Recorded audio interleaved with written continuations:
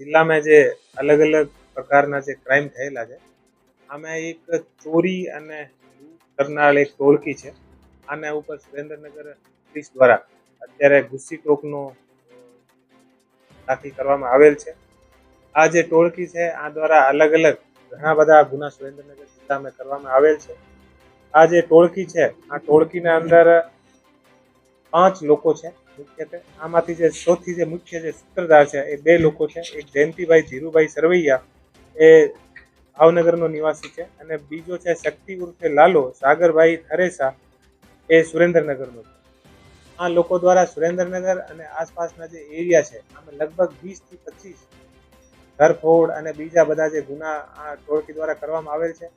અત્યારે જે આ ટોળકી છે આ ટોળકી વિરુદ્ધ 12 જે મુખ્ય ગુનાઓ છે આ આધારિત ગુસ્સી ટોકનો ગુનો દાખલ કર્યો છે. અમે અત્યારે 3 આરોપી પોલીસ દ્વારા પકડવામાં આવેલ છે. જયંતિભાઈ ધીરુભાઈ સરવૈયાને પોલીસ દ્વારા અત્યારે પકડવામાં આવેલ છે. બીજો આરોપી શક્તિ ઉર્ફે જે લાલો છે આને પણ પોલીસ દ્વારા અત્યારે પકડવામાં આવેલ છે. અને જે ત્રીજો આરોપી છે એ છે ભોળો કેશુભાઈ સરવૈયા, આને પણ પોલીસ દ્વારા અત્યારે પકડવામાં આવેલ છે. અને એક જે આરોપી છે રાકેશ ઉર્ફે પેથાભાઈ સરવૈયા, તો અત્યારે જેલમાં છે. અને એક આરોપી અત્યારે જે છે તો રાહુલભાઈ પેથાભાઈ સરવૈયા તો પકડવાનો બાકી છે. ટોટલ આ જે 5 લોકોની ગેંગ જે છે આના ઉપર સુરેન્દ્રનગર પોલીસ દ્વારા એલસીબી અને એસઓજીની ટીમ દ્વારા અને જે એસપી સુરેન્દ્રનગર જે છે આ દ્વારા તૈયારી કરીને અને ગુસ્સી ટોકનો ગુનો અત્યારે દાખલ કરવામાં આવેલ છે.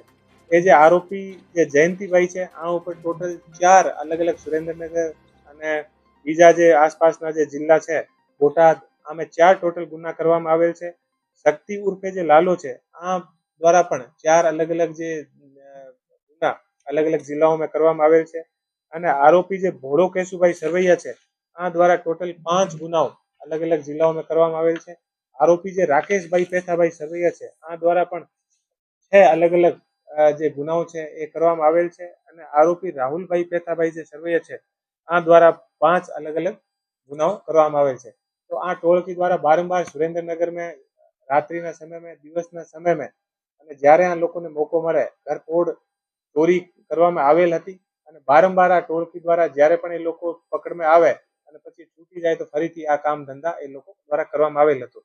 તો આ ટોળકી ઉપર કંટ્રોલ લેવા માટે અત્યારે જે ગુસ્સી ટોકનો જે કાયદો છે આના હેઠળ આ ટોળકી ઉપર ગુનો દાખલ કરવામાં આવેલ છે. અને 3 આરોપી પોલીસ દ્વારા અત્યારે પકડી પાડેલ છે. એક આરોપી જેલમાં છે અને એક આરોપી પકડવાનો બાકી છે.